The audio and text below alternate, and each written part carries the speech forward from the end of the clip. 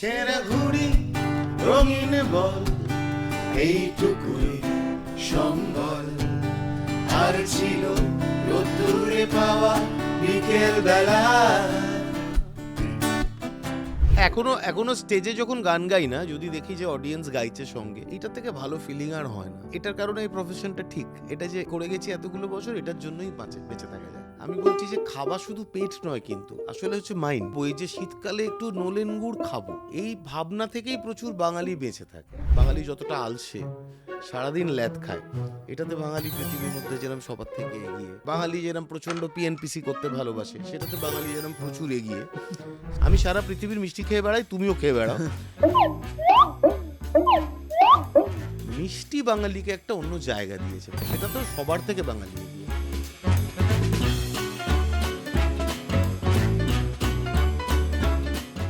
Ladies and gentlemen, welcome to another episode of Make Calcutta Relevant Again, the podcast. আর আজকে আমরা চলে এসেছি অদ্ভুত এক এপিসোড নিয়ে, যেখানে যাকে আমরা চিনি গান বাজনার জন্য, তার সাথে কথা হবে আহার নিয়ে। একটু পেটের সম্বন্ধটা কোথায়, চলে এসেছি চন্দ্রবিন্দুর অনিন্দ্যদার সাথে, অনিন্দ্য চ্যাটার্জি, যার গলা আমরা ছোটোবেলার থেকেই শুনে এসেছি হরেক রকম গানে। আমাদের ছোটোবেলার নস্টালজিয়া বলতেই চন্দ্রবিন্দু, এবং এখানে ওনাকে নতুন করে তো ইন্ট্রোডিউস করে দেওয়ার কিছু নেই। কিন্তু আগের দিন আমরা আমাদের ছাদে আড্ডা মারতে মারতে হঠাৎ চিন্তা করে দেখলাম, আরে এই বাঙালি আর মিষ্টি, এই দুটোর মধ্যে যে কানেকশানটা, সেইটা নিয়ে তো খুব বেশি আমরা কথা বলি না। অনিন্দ্যদা বললো যে বিদ্যুৎ, মনে হচ্ছে আমরা এটা নিয়ে একটা পডকাস্ট করি। কি মিষ্টি নিয়ে পডকাস্ট? বলে হ্যাঁ, শুধু মিষ্টি নিয়ে পডকাস্ট। তাই আমরা চলে এসেছি উইথ আ ফুল স্প্রেড। প্রথমেই Anindya, welcome to the podcast. Thank you. কেমন লাগছে বলো আজকে আমাদের এই মিষ্টি? তুমি যেটা বলেছিলে এক সপ্তাহের মধ্যে আমরা অ্যারেঞ্জ করে দিয়েছি, এবার তুমি বলো। মিষ্টি পডকাস্ট, আর তার সাথে এতগুলো মিষ্টি সামনে রয়েছে, ফলে এটা আমার কাছে খুব মানে কি বলবো, মানে এই যে বললে না যে তুমি আহারে বলে একবার পেটে হাত বোলালে, হ্যাঁ, আমি বলছি যে খাওয়া শুধু পেট নয়, কিন্তু আসলে হচ্ছে মাইন্ড। যে এইটা খাবো, এই যে শীতকালে একটু নলেন গুড় খাবো, এই ভাবনা থেকেই প্রচুর বাঙালি বেঁচে থাকে। ঠিক। তার কারণ আমাদের কাছে শীতকাল বলতে যেরকম ছিল কমলা লেবু, ক্রিকেট খেলা, আবার নলেন গুড়ও। আর নলেন গুড় মানে মিষ্টি। এই যে মিষ্টি বাঙালি খায়, আমার নিজের মতে সারা পৃথিবীর আর কোনো মানুষ এইরকমভাবে ছানার সন্দেশ বা মিষ্টি খায় না। সেদিক থেকে বাঙালিরা একদম আলাদা। বাঙালি অনেক নতুন নতুন জিনিস করেছে। বাঙালি দেখো, বাঙালি যতটা আলসে, সারাদিন ল্যাদ খায়, এটাতে বাঙালি পৃথিবীর মধ্যে যেরকম সবার থেকে এগিয়ে। এই খাওয়ার মধ্যে, এই খাওয়াটা বাঙালি যেরকম প্রচণ্ড পিএনপিসি করতে ভালোবাসে, সেটাতে বাঙালি যেরকম প্রচুর এগিয়ে, ঠিক সেরকমভাবেই মিষ্টি বাঙালিকে একটা অন্য জায়গা দিয়েছে, সেটা তো সবার থেকে বাঙালি এগিয়ে। আমি সারা পৃথিবীর মিষ্টি খেয়ে বেড়াই, তুমিও খেয়ে বেড়াও, কিন্তু আমার মতে যে মানে আমাদের মিষ্টি আর কারোর সাথে তুলনাই চলে না। একদম। আর তুমি একটা জিনিস যদি ভাবো যে একটা সেক্টর, একটা ইন্ডাস্ট্রি, আমরা তো ব্যবসায়ী মানুষজন, at the end of the day entrepreneur, সেটাই হচ্ছে প্রথম আইডেন্টিটি। সেইখানে দেখতে গেলে আমাদের সকল অন্টারপ্রেনারের একদিকে আমাদের স্ট্রং হোল্ড, কিন্তু মিষ্টি উদ্যোগের স্ট্রং হোল্ড আলাদা। কোভিডের সময় বাকি সব ইন্ডাস্ট্রি, মানে এখানে সবাই কাতরাচ্ছে, কিচ্ছু ঠিক করে চলছে না, কিন্তু যখন কথা বলতে হলো অ্যাজ এ ইউনিফাইড ফ্রন্ট, তখন মিষ্টি উদ্যোগ যখন কথা বলে আমাদের মিষ্টি খারাপ হয়ে যাবে, আমাদের যদি মিষ্টি বেচতে না দেওয়া হয়, তাহলে কিন্তু সবাই একবারে উঠে না, বাঙালির যদি মিষ্টি খারাপ হয়ে যায় তাহলে এটা কিন্তু ঘোর পাপ হবে। তাই জন্য কিন্তু the whole narrative changed immediately. এইখানে বলে রাখা উচিত আমাদের যে মিষ্টি উদ্যোগ, আমাদের ইটস বিং লেড এখন মানে ভেরি স্ট্রংলি বাই কেসি দাসের ফ্যামিলি। হ্যাঁ, of course, and he has been a legend. ওর থেকে আর ভালো কেউ নেই, আর কেউ নেই হু উড লিড। আর ওইরকম বাড়িতে ডেকে আর কে খাওয়াবে? আমাদের একটা গোটা ব্যান্ডকে এই কদিন আগেও আমরা বাড়িতে ওই বড় টেবিলটাতে, যেটাতে আর কি প্রচুর যামিনী রায়ের পেন্টিং আছে, যে ঘরটাতে কি সুন্দর সুন্দর ফ্যান্টাস্টিক, মানে ওই লাঞ্চটাও, মানে তুমিও সেদিন আর ডিনার খাইয়েছো, সেটাও যেটা মনে রাখার মতো। ওর লাঞ্চটাও ভুলবো না কখনো। একদম টিপিক্যাল উত্তর কলকাতার যে বনেদি একটা চেহারা, সেটা আছে। আর ওদের কিন্তু আরেকটা বাড়ি ওরকম ব্যাঙ্গালোরেও আছে, সেখানে আবার ভর্তি বিড়াল আছে, 60টার উপরে বিড়াল আছে। কেসি দাসের বাড়িটা, আমাদের চন্দ্রবিন্দুর একটা কনসার্ট হয়েছিল ব্যাঙ্গালোরে, তো সেই দিন ঘটনাচক্রে ওদের কেসি দাসের স্টল ছিল। হ্যাঁ, আর আমার মনে আছে যে ওরা আমাদের ডেকে নিয়ে গিয়েছিল, যত ইচ্ছে খাও। অবভিয়াসলি আমি সবার থেকে বেশি মিষ্টি খেয়েছি, কেননা আমার এটা নিয়ে একটা প্রাইড আছে। আমার ব্যান্ডেও এটা নিয়ে হাসাহাসি চলে, আমার বন্ধুরাও সারাক্ষণ আমার পিছনে লাগে। আমি যেখানে যাব, ঢেকি যেরকম স্বর্গে গিয়ে বা যেখানেই যাক ধান ভানবে, সেরকমভাবে মিষ্টি আমি খাবই। হ্যাঁ, আর আমার মানে মিষ্টি একটা অবসেশন। আমি বড় হয়েছি উত্তর কলকাতায়, হ্যাঁ একদম পুরনো একটা পাড়া চণ্ডীবাড়ি স্ট্রিট বলে। তো সেই পাড়ার আশপাশে প্রচুর নাম না জানা মিষ্টির দোকান ছিল। হুম মানে তাদের হয়তো মানে একদম মানে পোড়ো দোকান, যেগুলো প্রায় চাল ভেঙে পড়ছে এরম, কিন্তু সেখানে যে অমৃত তৈরি হতো, আমি তোমায় বলছি যে এই জিনিস আর ভূভারতে কোথাও পাওয়া যায় না। হ্যাঁ। ফলে আমার বেড়ে ওঠার সাথে মানে আমার গানের সঙ্গে, আমার বেঁচে থাকার সঙ্গে মিষ্টি একদম মানে মানে থাকবেই। আমি একটু ডায়েট করব বলে 1 মাস মিষ্টি বন্ধ রেখেছিলাম, তো সবাই প্রচণ্ড অবাক হয়ে গেছে, আমি ডায়েট করছি আর মিষ্টি খাচ্ছি না। তাই আমি বললাম না, আমি এটা করছি এই কারণে, আমি অক্টোবর আর নভেম্বরটা এরম করলাম, আমি ডিসেম্বরে যাতে খুব মিষ্টি খেতে পারি। তো মাঝে মাঝে একটু নিজেকে অ্যাবস্টেন্ট করি, আবার তারপর ঝাঁপিয়ে পড়ি। যখন ঝাঁপিয়ে পড়বে তখন ফুল প্লেজেড হবে এখন ফুল ফ্লেজেড ঝাঁপিয়ে, হ্যাঁ। নোলেন গুড়ের মিষ্টি যদি না খাই, আমার শীতকাল বৃথা যাবে, আমি পারবোই না বাঁচতে। তুমি তুমি যখন বাইরে যখন ট্যুর করো তখন গিয়ে তো কলকাতার মিষ্টি নিশ্চয়ই খুবই মিস করো। এইটাই না আমরা নর্মালি পডকাস্টে কখনো এরকম মানে ব্র্যান্ডেড একটা পডকাস্ট মনে হয় যে আমরা করিনি, যে আমরা অনেকগুলো একটা ব্র্যান্ডকে এরকম ভিজিবিলিটি আমরা বিষয়টাই খুব অদ্ভুত। অদ্ভুত একটা বিষয়। আমাকে কিছুদিন আগে এখন যেহেতু পডকাস্ট অনেক লোকজন দেখছে মাঝে মাঝেই লোকজন পাঠায় যে we would like to propose XYZ to be a guest on the podcast, আর we would like to propose এর নতুন কিছু বেরোচ্ছে ইত্যাদি। আমি সবাইকে না করি, আমি বলি যে না ভাই, মেক ক্যালকাটা রেলেভেন্টের একটাই হিরো হচ্ছে কলকাতা, এবং কলকাতা ছাড়া আর কাউকে ভিজিবিলিটি এখানে তো আমরা তো পয়সার জন্য করি না, কলকাতার ভালোবাসার জন্য করি।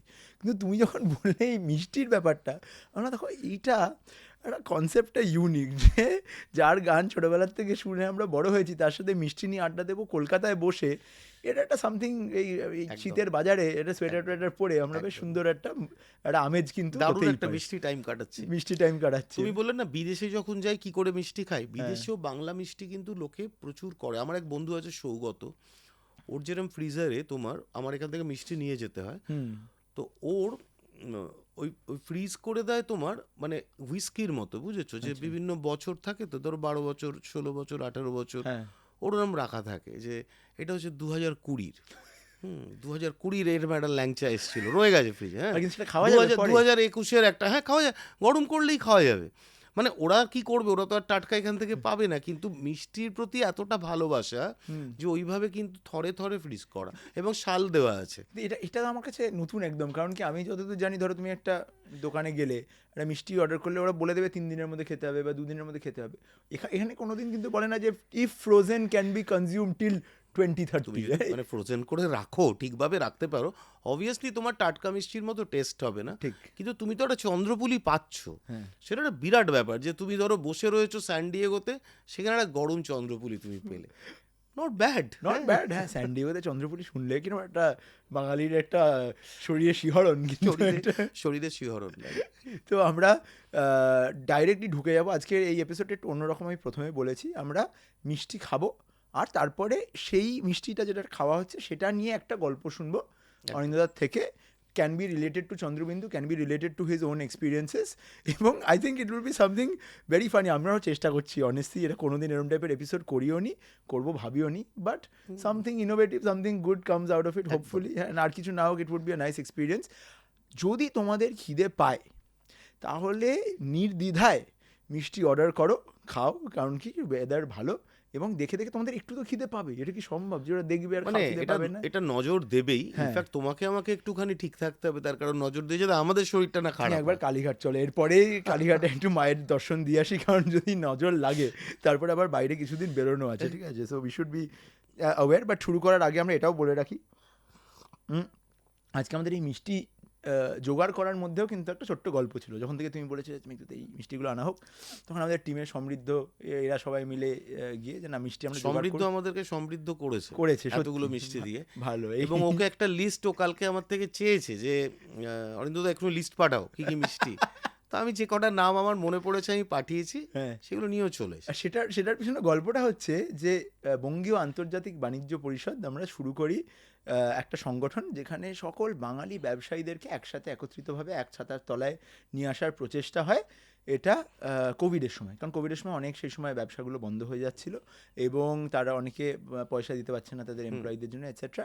সেই সময় দাঁড়িয়ে আমরা কিন্তু এই সংগঠনটা তৈরি করি এবং এখন আমাদের প্রায় 450-র উপরেও মেম্বার, এবং হেন কোনো বাঙালি মিষ্টির দোকান নেই এই মিষ্টি উদ্যোগের মাধ্যমে যারা আমাদের মেম্বার নয়।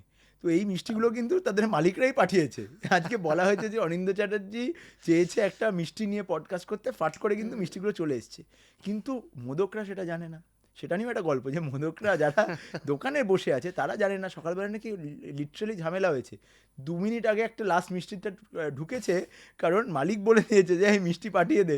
মোদক বলছে কেন পাঠাবো, ওটা তো রাজত্বটা কার, রাজত্ব তো মোদকের। একদম তো সেইখানে একদম all of this has transpired, but এটা বলতেই হবে যে অনেক ধন্যবাদ। আমাদের আজকে মিষ্টি পাঠিয়েছে মিঠাই।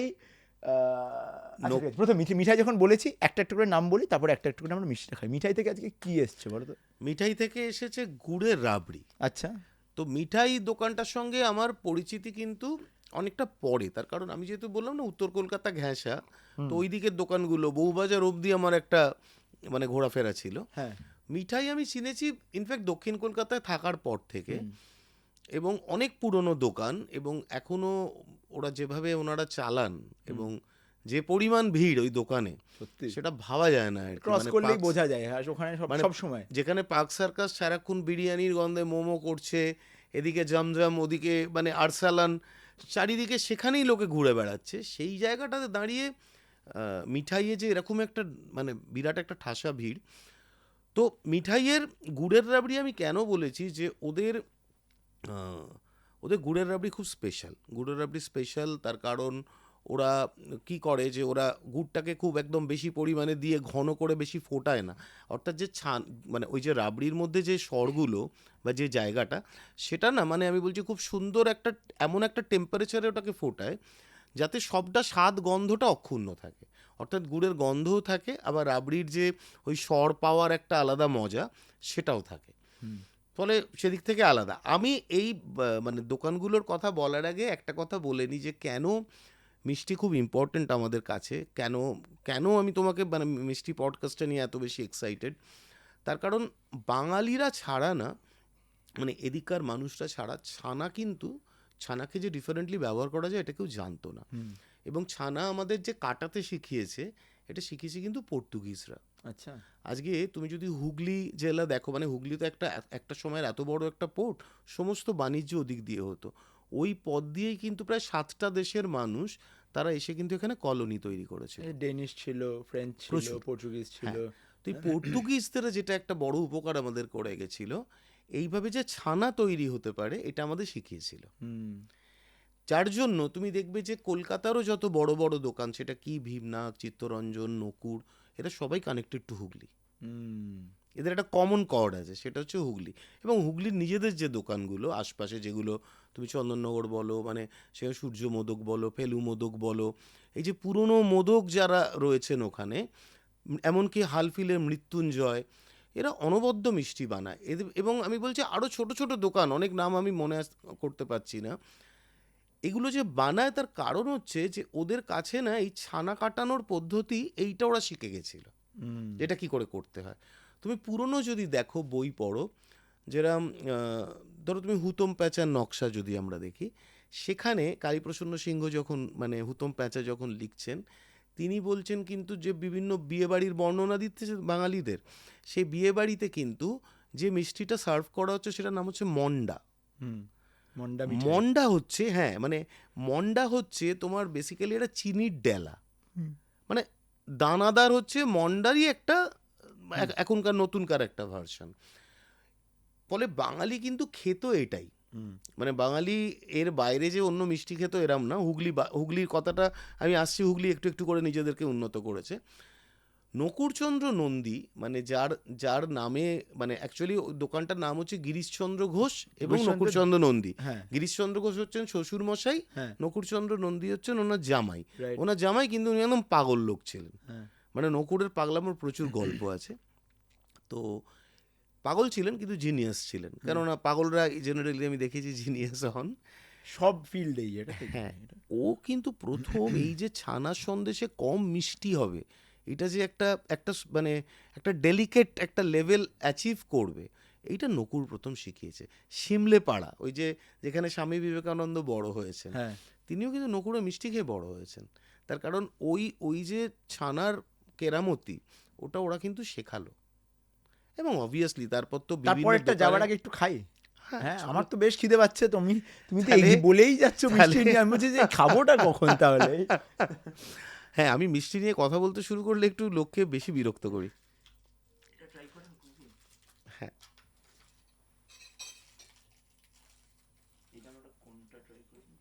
তুমি আগে এটা ট্রাই করো, নাকি আগে আগে সন্দেশ দিয়ে ট্রাই করো? আমি বলছি এইটা ট্রাই করো, এটা নকুড়ের খুব স্পেশালিটি, এটা তুমি ট্রাই করো, তোমার স্বরের রোল।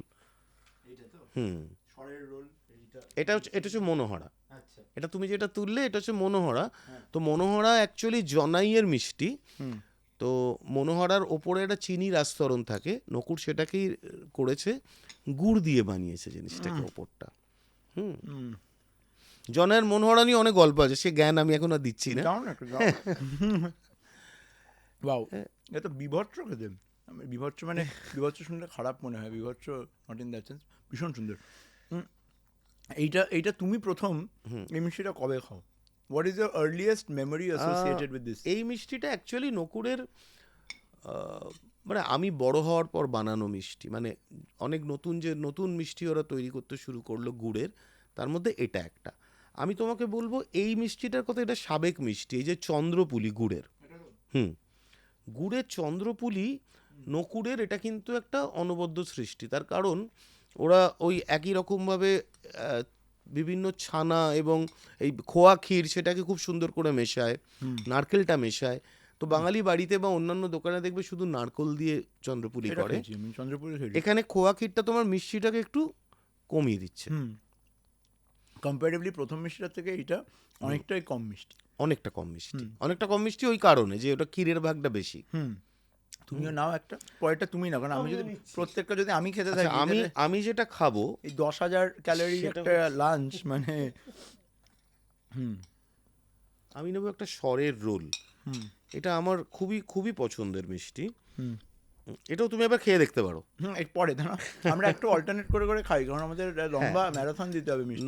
নইলে আজকেই আমাদের মনে হচ্ছে এখান থেকে বেরিয়ে ডাক্তারখানা যেতে হবে।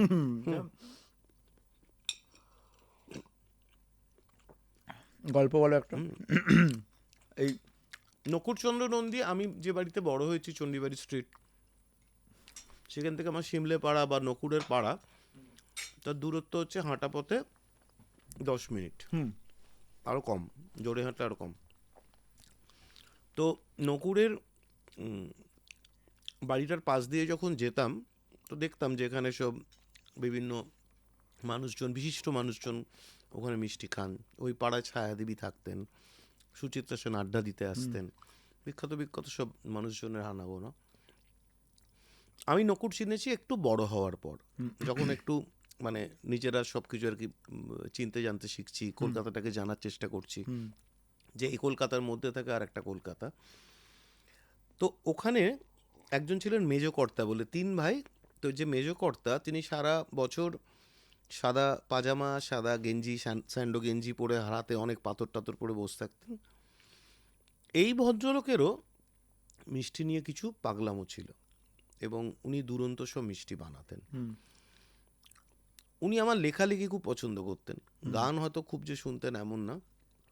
তো সেই বন্ধুত্বটা এতটাই ছিল যে আমি হয়তো একটা লেখা লিখলাম কাগজে, যে লেখাটা ওনার ভালো লেগেছে, উনি সন্ধ্যাবেলা একটা ওই লেখা, মানে আমার মনে আছে আমি এটা খৈরিকে নিয়ে লেখা লিখেছিলাম, যে বাঘটাকে পুষতো তোমার আমাদের উড়িষ্যার একজন, হ্যাঁ।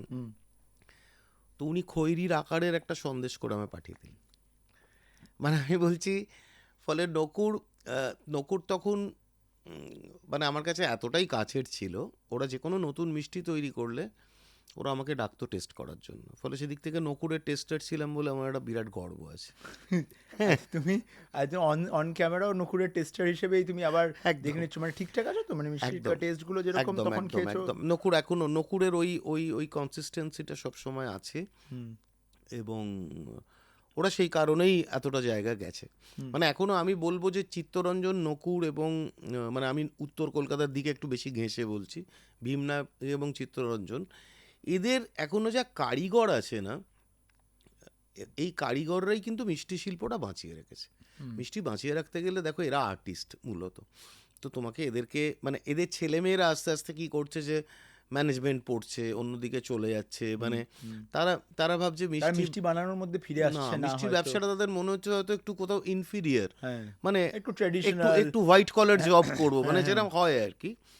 কিন্তু মানে আমার নিজের সবসময় মনে হয় যে এটা এতটাই আলাদা একটা জায়গা যেটা ওরা তৈরি করেছে, তো এবং এটা সারা পৃথিবীতে এটার আর উদাহরণ নেই। ওদের ব্যবসাটার দিকে যদি ওরা নিজেরা একটু মন দেয়, বাঙালি কিন্তু এই ছানার মিষ্টি বা গুড়ের সন্দেশের জায়গাটা অনেক দূর অবধি যাবে। এই বেশিরভাগ দোকানগুলোই তো সিঙ্গেল ইউনিট, মানে তোমাকে রিকোয়েস্ট করব তুমিও মিষ্টি নিয়ে একটু ঝাঁপিয়ে পড়ে যদি কাজ করো, তার কারণ এটার মধ্যে না কলকাতা রয়েছে, এটার মধ্যে আমাদের আমাদের বড় হওয়া রয়েছে, এবং কলকাতার ট্রাম যেরম একটা ধরো একটা সম্পদ, যে আমাদের কলকাতার স্কাইলাইন যদি দেখি, হাওড়া ব্রিজের পাশে একটা ট্রাম, তো একই রকমভাবে গুড়ের সন্দেশও কিন্তু তাই, ছানার মিষ্টিও তাই। আর এক মিষ্টি হয়তো এমন একটা জিনিস যেটা কলকাতাকে সবসময়, আমরা পডকাস্টের নাম make Calcutta relevant again, I think mishti has kept Calcutta relevant for ever and ever. একদম It's like this so core to the story of Calcutta. তুমি যদি বেশিরভাগই মিষ্টির দোকানগুলো কে দেখো এখনো বেশি, সেটা আমি ভাবছিলাম যে প্রত্যেকটাই তো বোধহয় সিঙ্গেল ইউনিট স্টোর না, এগুলো তো এরকম না যে অনেকগুলো চেন হয়ে গেছে, খুব কম ছাড়া, মানে হয়তো কেসি দাসের হয়েছে, হ্যাঁ, কিন্তু সেইটা ছাড়া খুব বেশি এরকম মিষ্টির ব্র্যান্ডরা নেই যারা অনেকগুলো করছে। এটার কি কোনো এর পিছনে কারণ আছে? যে আমার যেটা মনে হয় যে এরা মানে যারা এই ধরনের মোদক বা মিষ্টি মিষ্টি ব্যবসায়ী, তারা না ব্যবসাটাকে ওরকম ব্যবসা হিসেবে কখনো সেভাবে ভাবতে পারেনি, এটাকে যে ছড়িয়ে দেওয়া যায়। মানে আজকে সুদীপ যেটা করতে পেরেছে বলরামকে নিয়ে, হ্যাঁ, মানে সুদীপ দেখো ওই ওই যে ভবানীপুরের দোকানটা একটা অ্যাক্টের দোকান, শুধুমাত্র ওখানে আমদই পাওয়া যেত, মানে যেটা আমাদের খুব প্রিয় ছিল, সেই জায়গা থেকে আজকেও ব্যবসাটাকে যে জায়গায় নিয়ে এসছে সেটা একটা বিরাট কুর্নিশ জানাতে হবে ওকে। আর ইনফ্যাক্ট ও পডকাস্টে এসেছিল, তো এই একমাত্র এই মিষ্টি নিয়ে লাস্ট কনভারসেশন হয়েছিল বোধহয় দ্বিতীয় সিজনে, সুদীপ এসেছিল, আমরা মিষ্টি নিয়ে কথা বলেছিলাম, বলরামকে নিয়ে, এবং এটা গ্রোথ স্টোরি যে একটা মিষ্টি ব্র্যান্ডকে নিয়েও যে একটা ন্যাশনাল ব্র্যান্ড তৈরি করা যায়। অফকোর্স। কিন্তু আজকের আমাদের এপিসোডটা একদম অন্যদিকে, যে মোর হাইপার লোকাল। আমরা এখন যদি আমরা চিন্তা করি হাইপার লোকাল, অ্যাবসলিউটলি, যে বিকজ এআই এর যুগে ওই মাস স্কেল, মানে 100টা SKU ইত্যাদি, এই জিনিসটা কিন্তু অনেকটা কমে আসছে। People prefer small community based. তোমাদের ওই যে কনসার্টগুলো এখন যেগুলো দেখছি, তোমাদের আপকামিং একটা কনসার্ট আসছে যেটা হচ্ছে খুব একটা ইন্টিমেট, বলি হ্যাঁ বলতে পারি, তো একটা চন্দ্রবিন্দুর কনসার্ট আসছে, very intimate candle light concert GD Birla সভাঘরে। ভাবা যায় যে এরকম একটা হতে পারে যে সবাই, মানে লোকে আগে ভাবতো যে আমি বড় স্টেডিয়ামে পারফর্ম করব, আমি বড় হলে পারফর্ম করব, কিন্তু মানুষজনের এই ফিলিং অফ কমিউনিটি, যে পাড়ার ব্যাপারটাও তো কত কমে যাচ্ছে অনেকটা, ফ্যামিলিগুলো ছোট হয়ে যাচ্ছে ইত্যাদি, লোকে they want to feel part of something bigger, and that's why they want to be part of a larger community which you are able to offer them through your music, through a unique intimate concert like this. Similar way, I feel that এই যে hyper local মিষ্টির দোকান, যে এই পাড়ার এই জায়গায় গেলে এই সময় কনসিস্টেন্টলি লাস্ট 50 বছর ধরে একই রকমের মিষ্টি পাওয়া যাবে, এই যে গ্যারেন্টি, এই যে surety, this is what draws people to those shops. এটা হচ্ছে আমার চিন্তাধারা। Now the trick on the other side is যে যখন আমি একটা ব্যবসাকে ব্যবসা হিসেবে দেখব, তখন scalability again becomes very important. The reason why so many more people, even from a non-Bengali community, will know of a Boloram and not of a Nukur is because they see Boloram everywhere. Absolutely. Visibility একটা বড় ব্যাপার। মানে outside of Calcutta also they see Kesi Das everywhere, so it's very synonymous. মিষ্টি মানে Kesi Das. That has happened because of the scalability that's possible. কিন্তু এইখানে অনেকগুলো দোকান, বাট আমার মনে হয় না যে এই মিষ্টির দোকানের মালিকরাও দে কেয়ার ভেরি মাচ। আমার মনে হয় না ওদের কাছে কিছু এসে যায় না যে আমাদের এটাই আমাদের ঐতিহ্য, এটাই আমরা বজায় করে রাখবো, will take it into the future. ইস্যুটা এবার যেটা তোমার কাছে প্রশ্ন, যে যদি এদের নেক্সট জেনারেশনরা না আসে ব্যবসায়, তারা যদি মোদক না হতে চায়, তাহলে কি হবে? What does the future hold for the মিষ্টি ইন্ডাস্ট্রি অফ বেঙ্গল? সত্যি জানি না। মানে নকুরের যেরম পরের জেনারেশন তারা এই মিষ্টি ব্যবসাটা এসছে, তারা রিয়েলাইজ করেছে, তারা সকলে রয়েছে। ভীমনাগের ক্ষেত্রেও আমি সেদিনকে ভীমনাগে গেছিলাম, আমি দেখলাম ওদেরও মানে ওদের পুরনো মানুষ যে আমি তাকে একবার ইন্টারভিউ করেছিলাম, তার নাম ছিল জটাধারী নাগ। তো তার নাতি সে তার সত্যি জটা ছিল? জটা ছিল না, কিন্তু ছিল না। কিন্তু ওই আর কি মানে একটা মিষ্টি ছটা ছিল। তো নতুন প্রজন্মের আমার ধারণা যারা জেনজি বা যারা নতুন আজকে বড় হয়ে উঠছে তাদেরও তো একটা মানে মানে ইনসাইট আছে, তারা তো বুঝতে পারে কোনটা ভালো কোনটা মন্দ। তো ফলে তারা যদি যত তাড়াতাড়ি বুঝতে পারবে তত মঙ্গল আর কি। মিষ্টির মানে অন্য কাজ ডেফিনেটলি করবে, কিন্তু এই যে মিষ্টির জায়গাটা এটাকে ঠিকঠাক রাখতে যতদিন পারবে ততদিন একটা মজা আছে।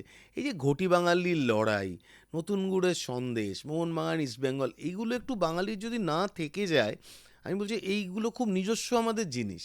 আচ্ছা, এই নতুন গুড়ের সন্দেশ বলতে মনে পড়লো, ধরো একটা যদি একটা মিষ্টি একটা গান হতো তাহলে কিরম হতো? একটা গেম খেলা যাক, হ্যাঁ।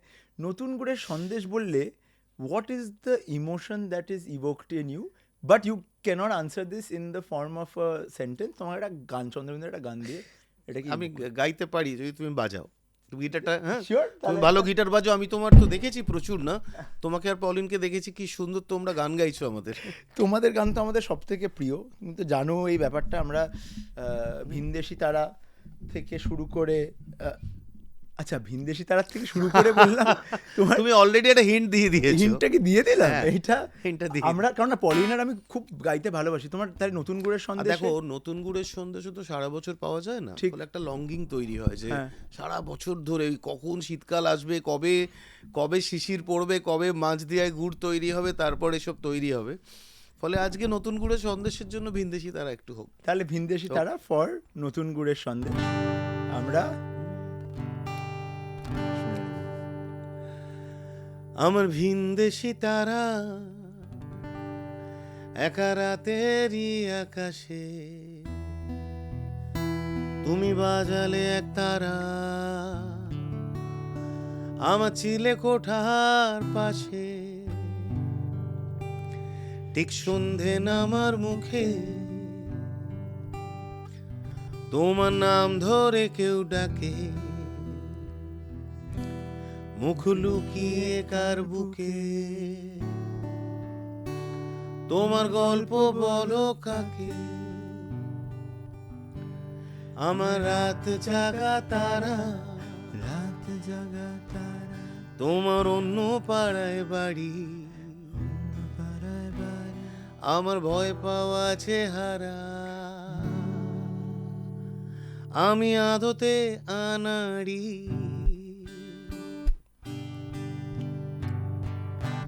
আমার আকাশ দেখা ঘুড়ি, কিছু মিথ্যে বাহাদুরি। তুমিও গাও। আমার আকাশ দেখা ঘুড়ি,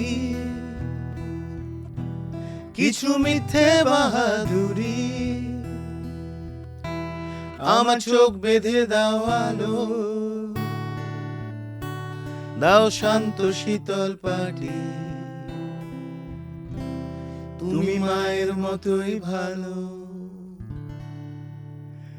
আমি একলাটি পথ হাঁটি, আমার বিচ্ছিরি এক তারা, বিচ্ছিরি এক তারা, তুমি নাও না কথা কানে, নাও না কথা কানে, তোমার কিসের এত তাড়া, কিসের এত তাড়া, রাস্তা পার হবে সাবধানে। Thank you, thank you. Beautiful, মনটাই ভালো হয়ে গেল। মিষ্টি গান মানে ওখান থেকে সবাই কনসোল রুম থেকে হাততালি দিচ্ছে, আর তার মাঝখানে ফোন বার করে নিয়েছে। এই তো জেনজি টিম তো, হ্যাঁ, ওখান থেকে ফোনে টর্চ লাগিয়ে ওখান থেকে ঘোরাচ্ছে। তোমার টিমটা এত ইয়াং এবং এত এনার্জেটিক, ভীষণ ভালো লেগেছে ওদের। হ্যাঁ, যদি আমরা আরো গান বাজনা করি ওদেরকেও ডেকে নেবো পরে। অফকোর্স, তোমার তার কারণ একটা পডকাস্ট বা একটা শুট যখন হয় না, হ্যাঁ, লোকে বুঝতে পারে না, শুধু যারা সামনে থাকে তাদেরকে দেখে। সত্যি কথা, সেটা করতে গেলে যে কি পরিমাণ পরিশ্রম করতে হয়। and not just on the day of the shoot. এটা this is actually a good time, let me thank my team. এইটা খুব বেশি করা হয় না। আমরা আজকে প্রায় মেক ক্যালকাটা রেলেভেন্ট অ্যাগেনের আই থিঙ্ক 60টার উপরে বেশি এপিসোড দেখো, আমরা যারা করে এসেছে ফেলেছি। তারা সব বিশিষ্ট মানুষজন, হ্যাঁ, বিভিন্ন অন্টারপ্রেনার এসছে, এন্টারপ্রেনার এসছে, তোমার আর্টিস্ট আমার বন্ধু এসছে। দেবাঞ্জন এসছে, তুমি বললে হ্যাঁ, BCL গতকালই এর। একটা আমরা তো পডকাস্ট এপিসোড এরা করেছি। বড় বড় মানুষ। হ্যাঁ, হ্যাঁ। আমি তো গান গান গাই বাংলা ব্যান্ডে, আর বাংলা মিষ্টি খাই। হ্যাঁ, তো ফলে আজকের এপিসোডে সব করা যাবে। হুম। তো এই যে পডকাস্টটা তৈরি করার পিছনে যখন প্রথম আমরা শুরু করি না, তখন অনেক লোকজন বলে যে কেন কলকাতাকে নিয়ে পডকাস্ট, কে দেখবে, কেন হবে? 10-12 জন দেখতো, কিছুই না, মানে ভেরি লিটল ভিউয়ারশিপ। এবং সেটা 3-3.5 বছরে এই লাস্ট মাসে আমরা প্রায় 50 লক্ষ লোক আমাদের পডকাস্টটা দেখেছে, সারা বাংলায়, পৃথিবীতে, ভারতবর্ষে, সব জায়গায় যেখানে তুমি বলো। এবং বাঙালিরা যেখানেই দেখছে, বাঙালি কলকাতার লোকজন যারা বাইরে হয়তো থাকে, তাদের জন্য পডকাস্ট একটা খুব interesting way of reconnecting back with their land. এটা হয়ে গেছে। অ্যাবসলিউটলি। একটা মজার গল্প বলি। আমি মেক্সিকোতে একটা বিয়ে বাড়িতে গিয়েছি, এবং সেই বিয়ে বাড়িটা একটা বাঙালি আর পাঞ্জাবির বিয়ে হচ্ছে। এবং সেইখানে একজন আন্টি হঠাৎ আমাকে এসে বলে যে, শোনো না, তুমি কি মেঘদূত? হ্যাঁ, কী ব্যাপার? বলছে, হ্যাঁ, আমার ছেলে তোমার খুব ফ্যান, হ্যাঁ, ও UC ডেভিসে পড়াশোনা করে। আমি তোমাকে দেখে মনে হলো, আরে আমি তোমার সেই পডকাস্টটা দেখেছি, মেক ক্যালকাটা রেলেভেন্ট অ্যাগেন। আমি একজন অ্যাকাডেমিক, আমি ফিরে এসে আমি কলকাতার জন্য কিছু করতে চাই, কী করা যায় বলো তো? এইখান দিয়ে শুরু হলো কথা।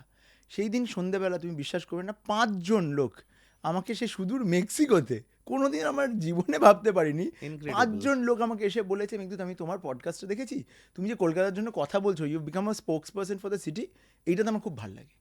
নাও I can take all of that praise, আমি বলতে পারি সবাইকে ধন্যবাদ ইত্যাদি, কিন্তু তুমি যে ব্যাপারটা বললে, এই পডকাস্টটা করার পিছনে যে কত লোকের হাত আছে, মানে সেটা আমাদের the entire media team headed by Tuhin, সেই দিকে my entire marketing team headed by Shilaj, এবং টিমের মধ্যেও প্রত্যেকে, মানে আমাদের পডকাস্টে 3 জন শ্যুট করে অ্যাট আ টাইম, কিন্তু কালকে যেহেতু 3টে এপিসোড শ্যুট হয়েছে, আজকে তারা ক্লান্ত, তারা অন্য কাজের মধ্যে ব্যস্ত, আরও অন্য 3 জন শ্যুট করছে।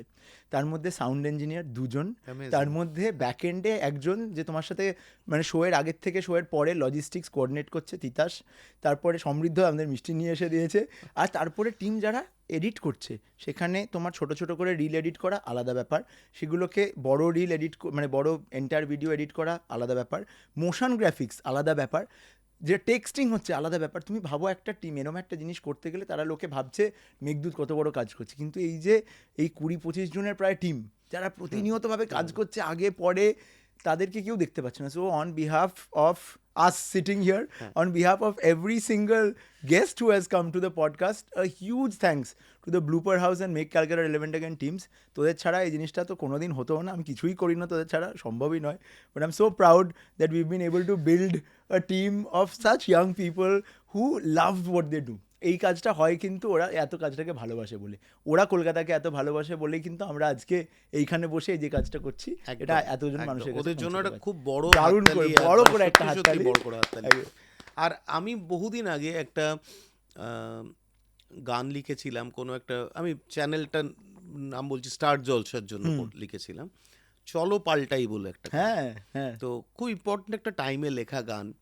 তো সেখানে যেরকম, মানে গানটার মূল লেখাটা ছিল যে নতুন বাঙালি কারা, তারা কফি শপেও যায়, আবার বাংলাকেও, মানে এই যে জায়গাটা। তো আজকের তখন কিন্তু আমি এত কিছু জানতাম না, যে কোন বছরে জন্ম নিলে জেনজি হয়, কখন আলফা হয়, এগুলো আমার ধারণা ছিল না। কিন্তু আজকে এই যে ইয়াং টিমটাকে যাদের দেখছি, এরা তো সকলেই এতটা ছোট, কিন্তু এরা সবাই শহরটাকে খুব ভালোবাসে তোমার মতোই। হ্যাঁ, মানে আজকে যেখানে সবাই ধরো চলে যেতে চাইছে বাইরে, এরা সকলে মিলে তোমরা কিন্তু ফিরিয়ে আনছো। এই ফিরিয়ে আনাটা খুব বড় একটা ব্যাপার, এভাবেও ফিরিয়ে আনা যায়। কলকাতায় এত কিছু হচ্ছে, কলকাতা আমি বলছি যে ওই যে বললাম, এই কলকাতার মধ্যে আছে আরেকটা কলকাতা, ওই কলকাতায় কিন্তু এমন মানুষজন আছে না, যাদের এই শহরটা নিয়ে অনেক প্রাইড আছে, সেইটা আমার খুব ভালো লাগে। দেখো, আমরা বাংলা ভাষায় কথা বলি, আমরা এই শহরটাতে আমরা বড় হয়েছি, অনেক কিছু নেই আমরা জানি, কিন্তু এমন কিছুও আছে যেটা পৃথিবীর অন্য জায়গায় গিয়ে কিন্তু চট করে পাই না। ঠিক। তো যেরকম এই মিষ্টিগুলোই রয়েছে, মিষ্টিগুলোই, হ্যাঁ, আমি হালকা ইমোশনাল হয়ে গেছিলাম আসলে তোমার কথাগুলো শুনতে শুনতে। আর যখন তুমি অনেক, মানে কন্টিনিউয়াস একটা জিনিস দেখছো বা কিছু লোকজনের সাথে থাকছো, তুমি রিয়েলাইজ করো না until you take a step back. I think তোমার যেহেতু ব্যান্ডটা, তুমি if you think about Chandrabindoo as a band, the kind of memories that you have been able to create, যেইভাবে তোমরা মানুষের কাছে পৌঁছে গেছো, প্রত্যেকটা বাঙালি, মানে আমাদের জেনারেশন তো বটেই, তার কয়েকটা জেনারেশন আগে কয়েকটা জেনারেশন পরে মিলিয়েও প্রত্যেকের কাছে কিন্তু একটা অনবদ্য memory creation machine, nostalgia hit করার জন্য কিন্তু চন্দ্রবিন্দুর গান। তুমি যে কোনো বাঙালি ছেলেপিলে জিজ্ঞেস করো তাদেরকে, তারা কিছু না করে 3টে গান চন্দ্রবিন্দু জানবেই মিনিমাম, আমি বলছি, ইফ নট মোর। এই জায়গাটা কিন্তু একটা গুরু দায়িত্ব তোমাদের কাছে, যে ইউ আর প্রিজার্ভিং, মানে recreating the image of Bengal and Calcutta, but also preserving some of the things which would have gotten lost otherwise. আমাদের দায়িত্ব কিন্তু অনেকটা। কালকে আমি একটা পডকাস্ট করছিলাম, আমাকে একজন বললো যে মেঘদূত রায়চৌধুরী, এটা কি তোমার নাম নাকি এটা তোমার দায়িত্ব? অ্যান্ড আমি না এটা শুনে I took a little step back, যে সত্যি তো এটা তো একটা কথাটার মধ্যে একটা ডেপথ আছে। চন্দ্রবিন্দুটাও কিন্তু একটা দায়িত্ব। তুমি চিন্তা করো, তোমরা মজায় মজায় দায়িত্বটা পালন করছো। You are creating so many memories, but you are also changing lives. মানুষের ভালো মন্দ, যখন কেউ জন্মাচ্ছে, কেউ প্রেম করছে, কেউ কারোর ভালোবাসা হচ্ছে, কারোর বিয়ে করছে, কারোর ভালোবাসা ভেঙে যাচ্ছে, ডিভোর্স হচ্ছে, কেউ মারা যাচ্ছে, প্রত্যেকটা ইমোশনের সাথে কিন্তু জড়িয়ে আছে মানুষের সাথে গান। একদম একদম, এটা খুব বড় কথা বলেছো। এবং দেখো, গানগুলো যখন তৈরি করেছি তার মধ্যে অনেক মজা ছিল, বন্ধুত্ব ছিল তার মধ্যে দিয়েই। কিন্তু এখন যদি মানে ফিরে দেখি, ইন রেট্রোস্পেক্ট যদি দেখি পুরো আমাদের যা গান হয়েছে বা আমাদের সব কিছু, তাহলে দেখব যে যত ভালোবাসার গান না, আসলে ভালোবাসি শহরটাকেই।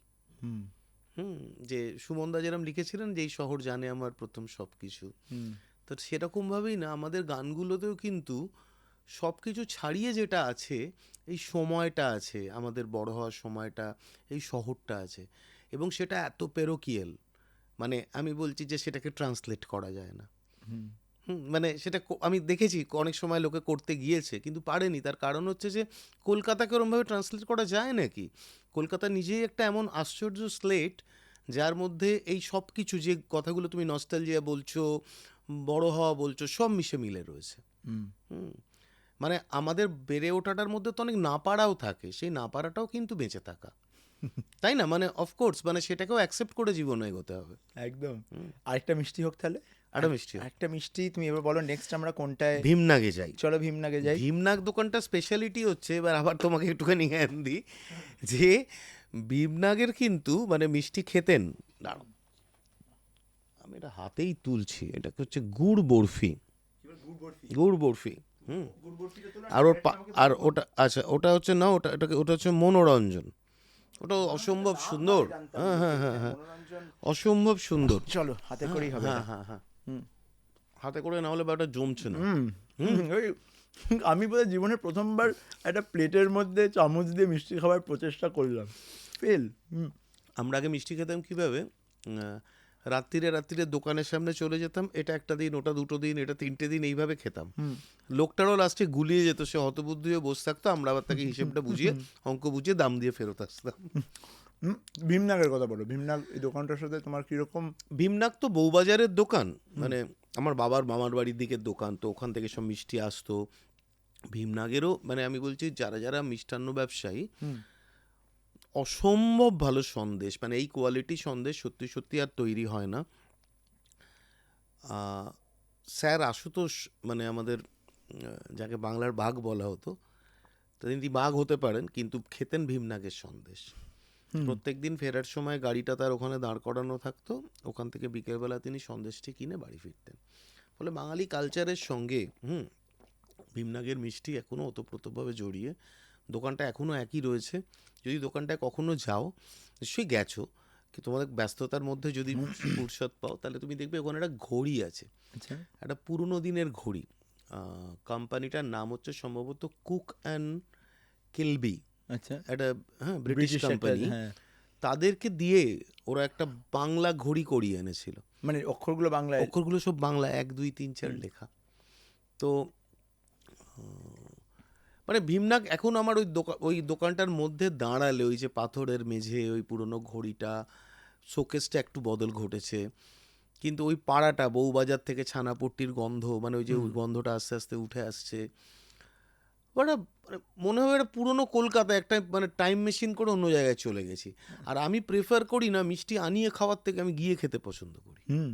কারণ গিয়ে খাওয়ার না একটা আলাদা এসেন্স আছে, সেটা যদি না পাওয়া যায় তাহলে খাওয়াটার মানে থাকে না। যদি তুমি কলকাতার কথা চিন্তা করো, আরেকটাও বোধহয় জিনিস যেটা আমাদের শুধুমাত্র কলকাতাতেই আছে, যে আমাদের একটা মিষ্টি মল। কিন্তু আমাদের ওই আর অসম্ভব, এই এটা নিউ দারুণ টাউনে, কাজ। এখানে আমি থাকি নিউ টাউনে, এবং আমার জন্য নর্থ কলকাতায় হয়তো গিয়ে সবসময় মিষ্টি খাওয়াটা সম্ভব হয় না, কিন্তু এটা আমার বাড়ির সরকারকে ঠিক একটা কাছেই মানে সরকারের জন্য এটা একটা বিশাল বড় হাততালি যে এরকম একটা জিনিস তৈরি করেছে। Such a unique concept. সব জায়গায় ফুড কোর্ট হয়, তো কেন আমাদের মিষ্টি কোর্ট হবে না? সেটা তো বটেই। এবং জায়গাটাকে দেখতেও করেছে সেরকম ওই পুরোনো দিনের একটা একটা ছোঁয়া দিয়ে, যে look such like such a nice place, it will evoke a similar kind of nostalgia. কিন্তু এই সূত্রে আমার কাছে একটা, তোমার কাছে একটা অন্য প্রশ্ন আছে আমার। হুম। এই যে বাঙালির নস্টালজিয়া, এই যে সারাক্ষণ আমরা আগে কে কী করে গেছে, এবং সেইটাকে একটা রোম্যান্টিসাইজ করা, এবং সেইটাকে নিয়ে ওভার ইন্টেলেকচুয়ালাইজ করা, সেটাতে অনেক লোকে বলে যে বাংলা একটা জায়গায় আটকে গেছে, বাংলার ইকোনমিক গ্রোথ সেরকম হচ্ছে না, বা সেটার অনেকটা আমি বিশ্বাসী এটাতেও, যে দের আর আদার হ্যান্ডস অ্যাট প্লে। ন্যাশনালি আমাদেরকে সেই জায়গাটা দেওয়া হয় না, এবং we do not get the recognition for even a lot of the good things that happen. But even in spite of that, বাংলার নস্টালজিয়া কি তোমার মনে হয় না কোনো রকমভাবেই, মানে over indulgence in nostalgia has actually heart us as a city, as a state? তার কারণ নতুন কিছু যখন না হয় না, তোমাকে অরিজিনাল নতুন জিনিস তৈরি করতে হয়। অ্যাটলিস্ট আমি ধরো মানে আজকে তো বিজনেসের জায়গাটা আমি বলতে পারবো না, ওটা তুমি ভালো বলতে পারবে, কিন্তু গান বাজনা হোক বা আর্ট অ্যান্ড কালচারের যে জায়গাটায় তোমাকে সবসময় একটা নতুন ল্যাঙ্গুয়েজ বা একটা অরিজিনাল কিছু তৈরি করতে হবে। সেটা সেটা সবসময় ওই চেঞ্জ ইজ কনস্ট্যান্ট। যদি না হয় তারা তোমাকে যদি পুরোনো গান নিয়েই পড়ে থাকতে হবে। ধরো আজকে আমি বলছি আমাদের বাংলা ভাষায় রবীন্দ্রনাথ গান বেঁধেছেন, সেই গানের কাছাকাছি যাওয়া তো মানে দুঃসাধ্য ব্যাপার। তার ভাব, তার সুর, তার গায়কী, তাহলে কি আমরা গান গাইবো না? সেটা তো করা যাবে না। তার কারণ ওটা আমাদের সম্পদ। মানে হেরিটেজের সঙ্গে কিন্তু প্রোগ্রেসের কোনো বিরোধ নেই। যেটা আছে মানে আজকে ধরো তুমিও একটা এত বড় ব্যবসায়ী ফ্যামিলির, তোমার কাছে আজকে যেটা আছে সেটাও তুমি খুব অনার করবে, আবার তুমি তোমার নিজের ভিশনটাকেও তৈরি করবে। আমি বলছি যারা কাজ করে না তারা কিন্তু এইভাবেই জিনিসটাকে দেখে, আর যারা কাজ করে না তারা একটা জায়গায় গিয়ে প্রচণ্ড সিনিক হয়ে যায় আর বলে এই এরা কিচ্ছু পারছে না, ওই আমাদের সময় ছিল তারা এত ভালো। মানে ফেলুদার ব্যোমকেশ এসছে বলে নতুন গোয়েন্দা আসবে না? হয় নাকি কখনো? আসতে তো হবেই, নতুন কিছু সবসময় ঘটতে হবে। যদি না হয় তাহলে কিন্তু আমাদের কখনোই কোনো কিছু এগোবে না।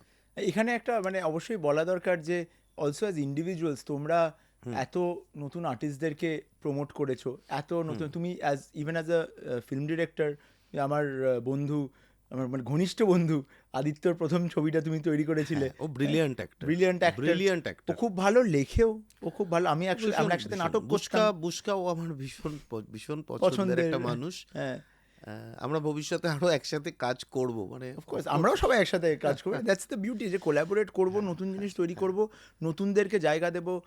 উপলদাও যেরকম ওই ছাদের রুফ কনসার্টটা, যে কনসার্টটা, কত নতুন ট্যালেন্ট উঠে সো এসেছে মেনি ওখান নিউ থেকে। ট্যালেন্টস হ্যাভ কাম, এক স্টার তৈরি হয়েছে, দেবদীপের মতন আর্টিস্ট উঠে এসছে। একদম ইভেন আমি ইমনকেও প্রথম শুনেছি উপলের রুফ কনসার্টে। রাইট।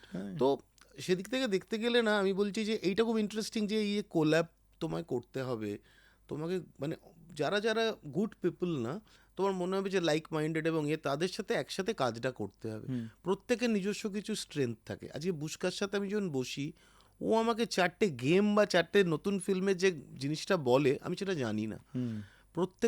প্রত্যেকের কাছ থেকে শিখতে হয়, তাহলে কিন্তু আমরা নিজেকে রেলিভেন্ট রাখতে পারবো। এটা কিন্তু লোকজন ভুলে যায় যে আঙুল দেখানোটা সোজা, কলকাতায় কিছু হচ্ছে না, তোমার কি হচ্ছে, তুমি কি করেছো, তোমাকে তো চেষ্টা করতে হবে। বাঙালি আসলে প্রবলেমটা কি আমার যেটা মনে হয়, বাঙালি খুব বুদ্ধিমান, তো মানে বাঙালির মেধা ভীষণ, এবং মেধা এত বেশি বলে না বেশি সিনিক হয়ে গেছে।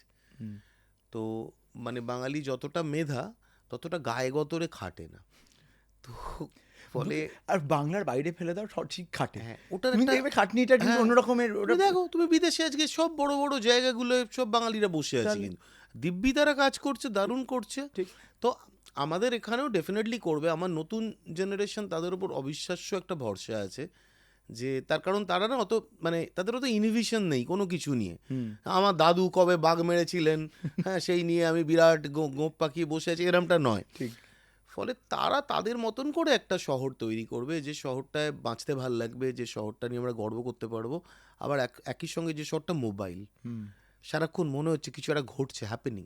মোবাইল অ্যান্ড প্রোগ্রেসিভ, যে উই আর আমরা নিজেদেরকে we pride ourselves on our progression, on our progressive behaviour, but we sometimes fail to act accordingly. Absolutely. এটা আমাকে মাঝে মাঝে খুব প্লেগ করে ব্যাপারটা, যে আমরা তো গর্ব করি যে ব্যাপারটা নিয়ে, সেইটার জন্যই অতটা খাটি না। Absolutely. সিনিসিজমটাও তার মধ্যে চলে আসে। এই একটা নিউজ বেরোলো যে 31 লক্ষ মানুষজন নাকি বিদেশ থেকে এসছে এখানে, সবাই লোকজন এর মধ্যে খুঁটি মারা, হ্যাঁ এক দুটো চারটে উল্টোপাল্টা কমেন্ট, যেন এটা হতেই পারে না। সিনিসিজমটা এমন একটা জায়গায় যদি চলে যায় যে বাঙালি সব থেকে বড় দস্যু হয়ে যায়, যদি দুশ্মন হয়ে যায়, তাহলে আর কি করে আমরা এগোবো বলো? ক্ষতি করবে। আর একটা জিনিস হচ্ছে যে কি হয়েছে, যে সোশ্যাল মিডিয়া এসে গিয়ে সোশ্যাল মিডিয়ায় সবাই খুব কনস্ট্রাকটিভ কাজ করে না। আজকে ধরো তুমি একটা পডকাস্ট করছো, তো আমারও তো মনে হয় যারা ধরো গান জানে তাদের গান পোস্ট করা উচিত, যারা কবিতা লিখতে পারে তারা নিজেদের কবিতা নিজেরা পড়বে। এরকম সুযোগ আর কবে এসেছে? আমরা যখন গান তৈরি করেছি আমাদের একটা ডেমো ক্যাসেট নিয়ে ফ্যাফা করে ঘুরে বেড়াতাম।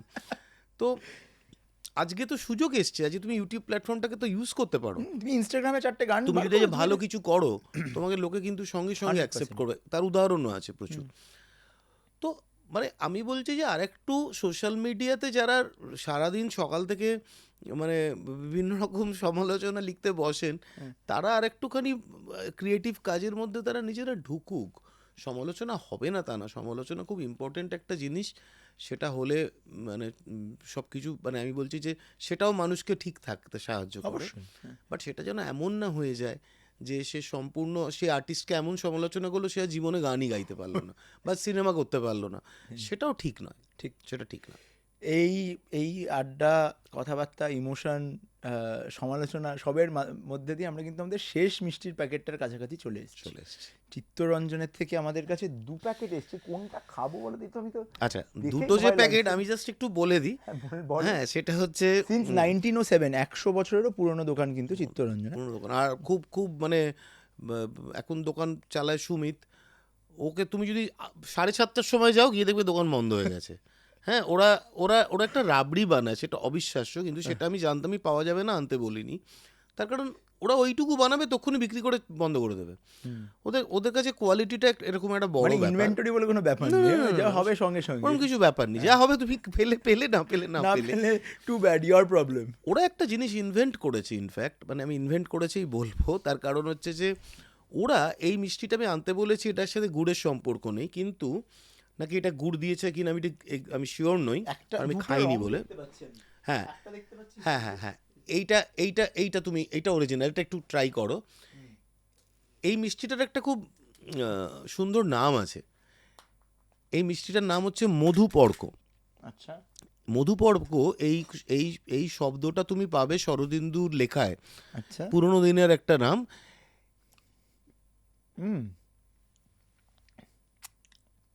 ওয়াও। এটা ওরা দেখো দই আর সন্দেশ এটার একটা মাঝামাঝি জিনিস তৈরি করেছে। ফলে এরম মিষ্টি, কিন্তু এই মিষ্টিটা শুধু ওখানেই পাওয়া যায়। ঠান্ডাও, এখন ঠান্ডা রয়েছে, ঠান্ডা এটা আইসক্রিমের মতো ব্যাপারটা, মানে লেয়ারিংটা হয়েছে আইসক্রিমের মতো, দই মিষ্টি মিলিয়ে। এর ভিতরে দই কি দিয়েছে, মানে এটা সর কাটা কি দিয়ে বানায় আমি এক্স্যাক্টলি জানি না, এটা একবার জিজ্ঞেস করতে হবে রেসিপিটা। হ্যাঁ, রেসিপিটা একটু মধ্যে রহস্য আছে। এটা আমি খেলাম, তুমি একটা এটা। হ্যাঁ, অফকোর্স এটা একটা খাবো। এটা তো ছানা সন্দেশ একটা, এটা হচ্ছে কাঁচা গোল্লা। হ্যাঁ, কাঁচা গোল্লা। এটা হচ্ছে একদম আদি সনাতনী গুড়ের মিষ্টি। হ্যাঁ, ছানা বানা দিয়ে তৈরি করা আছে, যখন খুশি খেয়ে নেওয়া যেতে পারে, যটা খুশি খেতে খাওয়া যেতে পারে। শুধু বাঙালি বলতে পারে এটা যটা খুশি খাওয়া যেতে পারে। যটা খুশিটার তো কোনো এন্ড নেই। মানে আমরা এখানে বসে একজন 6টা করে মিষ্টি খেয়েছি মিনিমাম। হ্যাঁ, কিন্তু মনে হয় এবং এটা শেষ হওয়ার পর আরো খাবো না, এতগুলো মিষ্টি কি হবে, টিমটা আছে, পুরো টিম আছে, সবার মিষ্টি রয়েছে। বাট আমাকে কেউ একটা জলও দিস একটুখানি। হ্যাঁ, ওখান থেকে বলছে পরের মিটিংয়ের টাইম হয়ে গেছে, হাত দেখাচ্ছে আমাকে, টাইম একটু আমাদের জলও। আমার মনে হয় একটা মিষ্টি সুরে আমরা গান এবারের এপিসোডটা শেষ করি অবশ্যই। এবং একটা অদ্ভুত তুমি type আমার একটা সাথে বলছো, experience তুমি বুঝেই গেছো যে তোমার সময়েরও ঠিক থাকবে না, মিষ্টি খাওয়ারও ঠিক থাকবে না, ফলে খুব রিস্কি অ্যাফেয়ার এটা। খুবই রিস্কি। আর এরপরে আমার নেক্সট টাইম করলে আমার জিমের ট্রেনারটাকে বাইরে দান করিয়ে রাখবো, যে শেষ করলেই ডাইরেক্ট এখান থেকে বার করে নিয়ে চলো। তো আমরা এই সূত্রে আজকে যখন আমাদের টিমের মানে কথা ভীমনাগের পর জিমনাগ। 10-এ 10, এইবার এরপর কোনো কথাই বলার মানে নেই, জিমনাগকে দিয়ে আমরা শেষ করব। কিন্তু যেহেতু আজকে আমরা আমাদের টিমের কথাও বললাম, আমরা শেষের গানটা যদি সবাই মিলে একসাথে করি Of আমার মনে course, হয় খুব ভালো একদম, হবে। একদম। টিমের থেকে আমরা ডেকে নেব, যারাই তোরা গান করতে পারিস চলে আয় এদিকে, ওপেন কল, ঠিক আছে? আমরা আজকে সুন্দর একটা মিষ্টি সুর দিয়ে, before we finish, a sweet wish from you for Calcuttans, fellow Bengalis everywhere. বাংলাকে ভালোবাসুন, বাংলাকে ভুলে যাবেন না, বাংলায় ফিরুন, আর বাংলার যা যা প্রিয় সেটাকে আর একটুখানি ভালোবেসে আপন করে নিন। তাহলেই আমাদের এই যে নতুন বাংলা, সেটা আরও ভালোবাসার হয়ে উঠবে।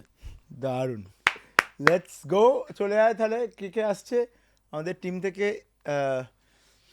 অনেক ক্যামেরার পিছনে থাকে, আজকে ওকে ক্যামেরার সামনে দেখতে পাওয়া যাবে।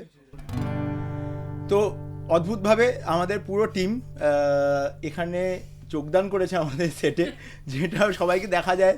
সবাইকে নমস্কার। সবাইকে নমস্কার। আমাদের নতুন যাদেরকে আমরা পিছনে দেখি, কিন্তু যারা আমাদের অডিয়েন্স আছে তারা দেখতে পান না। তো ছোট্ট করে ইন্ট্রোডিউস করে দিই, উজান আছে আমাদের সাউন্ড ডিপার্টমেন্ট থেকে, অনিক আছে ক্যামেরাতে, তিতাস আছে overall coordination with all of the artist before and after logistics etcetera, এবং আমাদের ওভারঅল এপিসোডটা প্রোডাকশনেও কিন্তু হেল্প করে, যে কীরমভাবে আমরা যাব।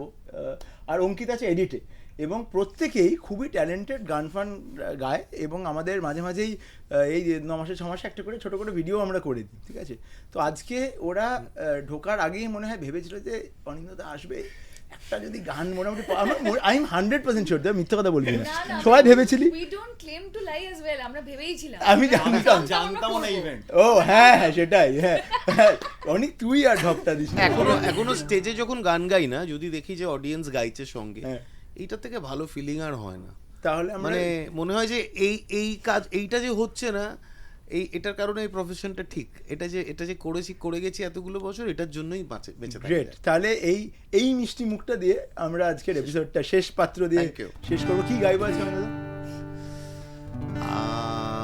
একটা মিষ্টি গান, মিষ্টি গান, আরেকটা মিষ্টি গান, একটা বন্ধুত্বের গান গাই। চলো, ঠিক আছে, ডান। তাহলে বুঝে গেছি আমরা কি গান গাওয়া হয়। চলো, লেটস গো।